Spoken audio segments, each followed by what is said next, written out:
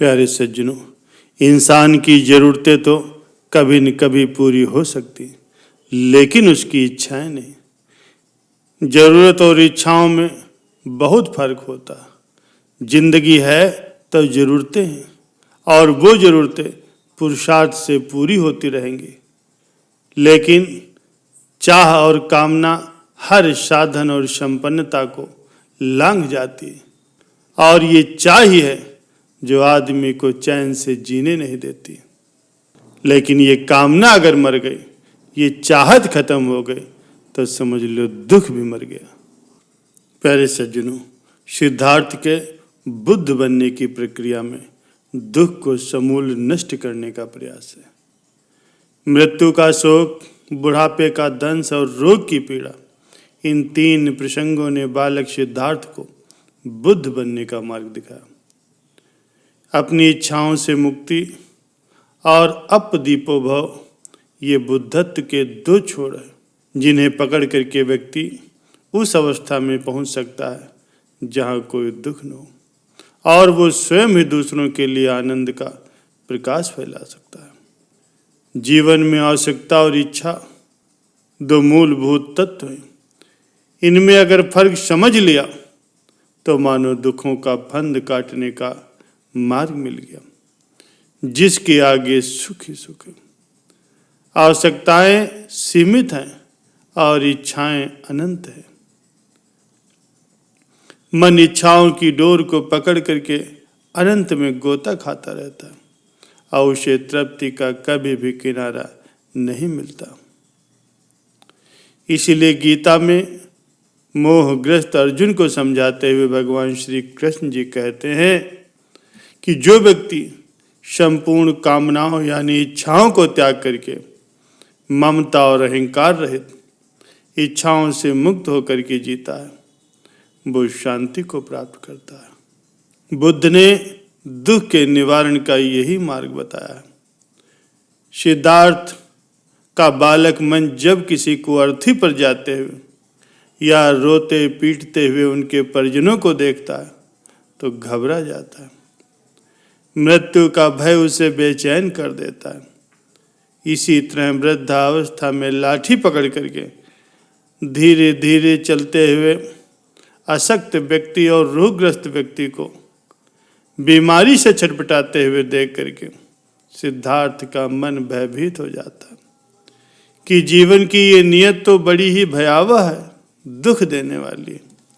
वो तो राजकुमार होने के कारण सदा ही ऐसे सुख साधनों के बीच में पले थे जहां लोग उन्हें पलकों पर बिठाते थे।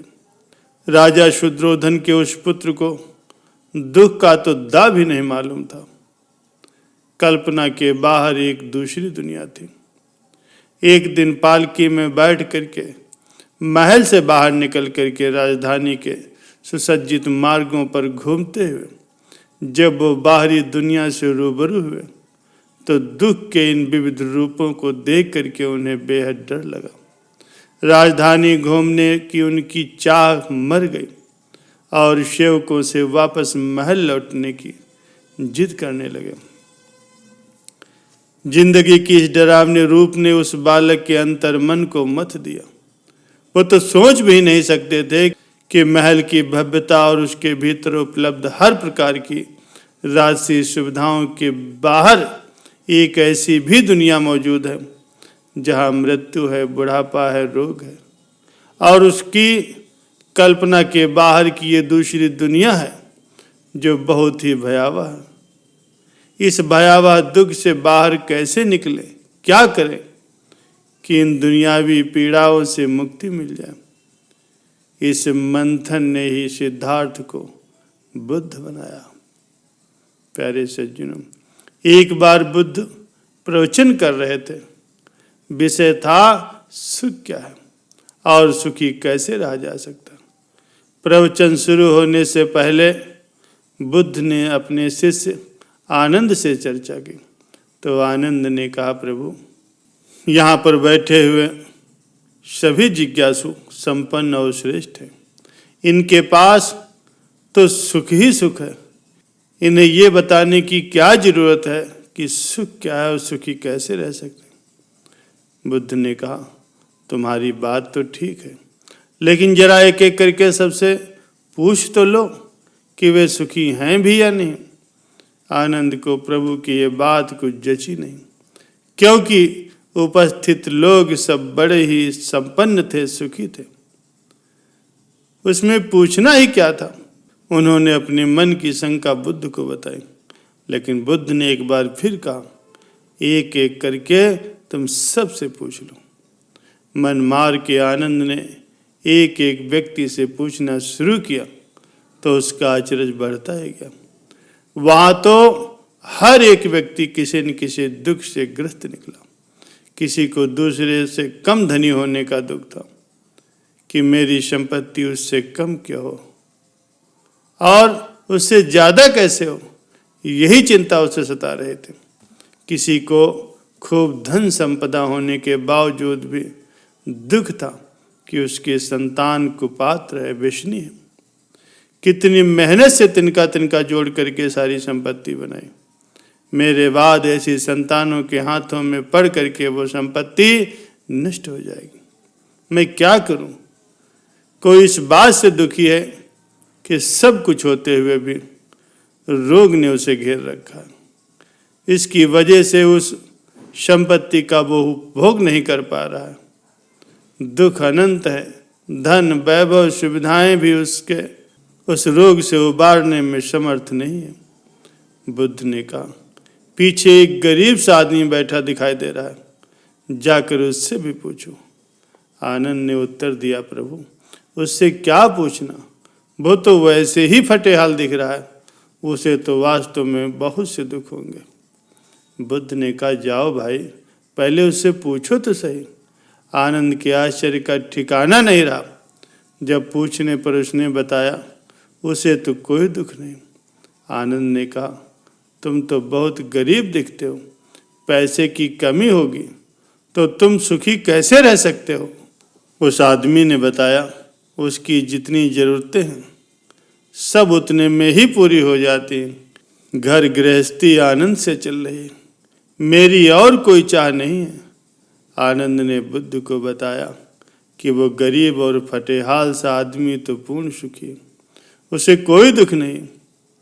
ये सुनकर के बुद्ध ने कहा, आज के प्रवचन का तो विषय ही यही है कि सुख धन साधन और सुविधाओं में नहीं।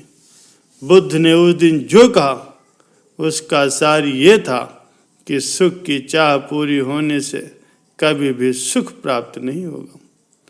उसकी चाह तो एक के बाद एक बढ़ती ही रहेगी, उन्हें कहाँ तक पूरी करोगे?